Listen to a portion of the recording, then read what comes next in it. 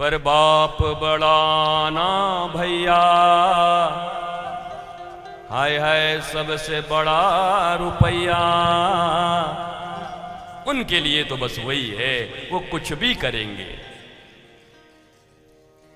जो लोग ज्यादा रुपया कमा रहे हैं उनसे हम बस एक ही काम बोले हैं कि हमारा बीच बीच में कहीं कहीं कपड़े थोड़े फट जाते हैं तो सिलना पड़ता है, तो जो ज़्यादा कमाए हैं उनको हम अपना एक सुई देंगे। हम पहले ऊपर पहुंच जाएंगे, ज़रा लेके तुम आना तो, या पहले तुम जाओगे तो लेकर के ऊपर रहना। मरे जा रहे हैं माल कमाए कमाए, जाना कुछ नहीं है।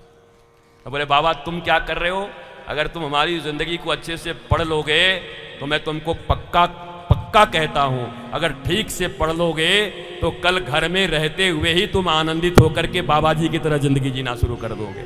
है सब कुछ पर आसक्ति नहीं, आसक्ति मत रखो। सब है, जाना है, गाड़ी मिल गई, फ्लाइट मिल गया, रथ मिल जाए, कपड़े मिल जाए, पर आसक्ति नहीं, उनके लिए कुछ नहीं करता। देखो तुम किसके लिए क्या करते हो वही तुम्हारे जीवन में परिणाम बन के आता है। काम क्या करते हो उससे कोई फर्क नहीं पड़ता। ध्यान दो, मंदिर में बैठ करके भी पूजा कराते समय अगर तुम्हारे जीवन का परम उद्देश्य केवल पैसा है तो चूक जाओगे जिंदगी से। शरीर के धारण पोषण के लिए जरूरी है, मिल जाएगा, कौन सी कमी है बताओ। आपको क्या कमी है, आपको न टिकट की कमी है ना आपको इसकी कमी है, आपके पास तो लाखों लोग हैं, तुमको कौन मना किया ऐसा बनने के लिए? अरे तुमको किसी ने मना किया? भगवान के चरणारविंद में भगवत कथा करना, सत्संग करना, साधन भजन करना तुमको रोका किसी ने? तो हम दाल रोटी कमाएं कि हम भजन करें, तो दाल रोटी की समस्या तो हमारी भी होगी ना, कि हम बिना दाल रोटी के चलते होंगे। बताओ, जब इतनी पढ़ाइयाँ हमने भी पढ़ी हैं तो निश्चित हमारे भी घर वालों की इच्छा ये जरूर रही होगी कि कहीं ना कहीं ये भी चला जाए। और एक बार तो पकड़ के रेलवे में PWI में लगवा भी दिया था हमारा नौकरी। हमने PWI आओ तुम कर दो, रेल पथ निरीक्षक, रेलवे का पथ निरीक्षण करो, हम चिंता मत करो। जिन लोगों ने हमारी नौकरी लगाई है 1 साल के बाद उन्हीं को दीक्षा दे करके उन्हीं का पथ का निरीक्षण मैंने कर दिया। बोले बाबा बहुत बढ़िया काम किया आपने, हमारो नौकरी लगावे वो तो। बताओ महाराज, जियो जियो जियो जियो, जिंदा दिल की तरह जियो। तुम्हारे कॉन्सेप्ट में मैं परिवर्तन करना चाहता हूं। जीना किसके लिए है ये समझ लो। तुम जिसके लिए जी रहे हो वो तुम्हें मिल नहीं रहा है। बड़ी प्यारी सी कथा है, वृंदावन में उद्धव जी और विदुर जी का मिलन होता है। चलो अब तीसरे दिन की कथा ही शुरू कर देता हूं महाराज, इसी में मौज आ जाएगा। फिर ज्ञानगुदरी क्षेत्र में वृंदावन में दोनों का मिलन हो रहा है। उद्धव भगवान श्री कृष्ण के चचेरे भाई मित्र, गुरु बृहस्पति के शिष्य, निष्णात वृष्णि वंशीय परम ज्ञानी। भगवान श्री कृष्ण ने अपना पादुका उनको दे दिया और वो पादुका लेकर के बद्री धाम की ओर जा रहे हैं। और इधर विदुर जी भी महाभारत के युद्ध के समय में तीर्थ यात्रा में निकल गए थे। तो दोनों महात्माओं का मिलन वृंदावन में हुआ। अब जैसे दो लोगों का मिलन होता है बात भी वैसे ही होती है। शराबी मिले तो शराब की बात होगी, कबाबी मिले तो कबाब की बात होगी, जुआरी मिले तो जुआ की बात होगी, कामी मिले तो कामना की बात होगी, वासनात्मक लोग मिले तो वासना की बात होगी, उपासना करने वाले मिले तो उपासना की बात होगी, मांत्रिक मिले तो मंत्र की बात होगी, तांत्रिक मिले तो तंत्र की बात होगी, यांत्रिक मिले तो यंत्र की बात होगी। और षड्यंत्रिक मिले तो षड्यंत्र की बात होगी। जो जैसा रहता है वैसे ही बात करता महाराज।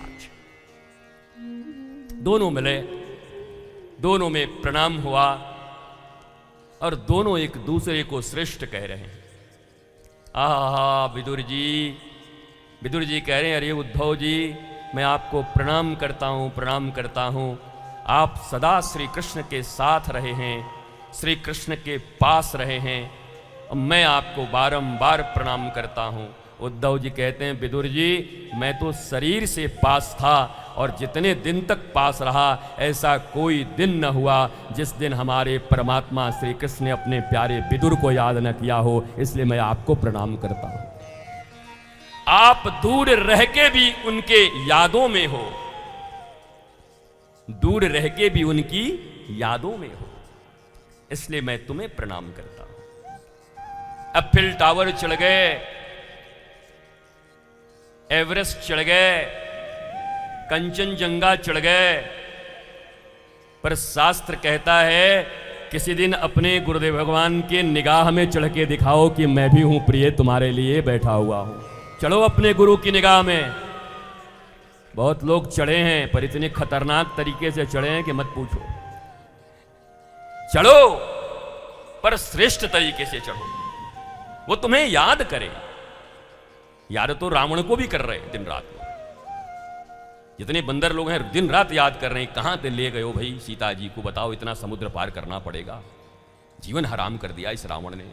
तो याद तो रावण को भी कर रहे हैं और याद राम को भी कर रहे हैं। तुम कैसी याद चाहते हो?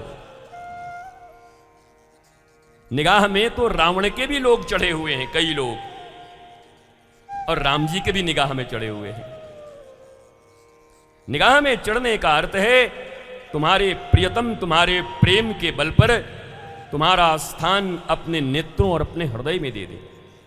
और हुआ ऐसा, वैसा नहीं है कि भगवान के हृदय में भक्त नहीं रहते। भगवान के हृदय में भक्त रहते हैं और भक्त के हृदय में भगवान रहते हैं। दोनों में अन्योनाश्रय संबंध है। यद्यपि भक्त भगवान के चरणार बिंदों में पड़ा रहता है, पर भगवान क्या करते हैं? हनुमान जी आते हैं, चरणों में गिरते हैं और भगवान क्या करते हैं? बार बार उठा करके उनको हृदय से लगाते हैं। हनुमान जी अब चरण में रहते राम जी के, परंतु राम जी उनको अपने हृदय में रखते हैं। ऐसा थोड़ी है कि राम लखन सीता मन बसिया केवल वही अपने मन में बसा के रखते हैं। भगवान के हृदय में भी हनुमान जी बसते हैं। भरत भाई कपिते उरिन हम नाही, ऐ भरत कपि से हम उरिन नहीं हो सकते, हनुमान जी से हमारे हृदय में रहते हैं।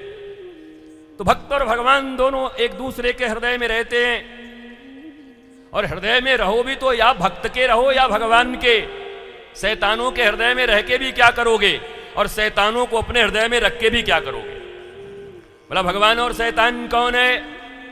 कहा जो प्रेम शांति और ज्ञान की बात करता हो, जो तुम्हें जगत से बार बार मोड़कर जगदीश की याद दिलाता हो, कहा वो महात्मा है। और जो बार बार जगदीश से हटा करके जगत के विषयों में तुम्हें लगाता है, वही दुष्टात्मा है। दुष्टात्मा का संग त्याग करो और महात्मा का संग करो, तो एक दिन परमात्मा तुम्हारे सर पर हाथ रख देंगे और तुम्हारे जीवन का परम मंगल हो जाएगा, निष्णात मंगल हो जाएगा।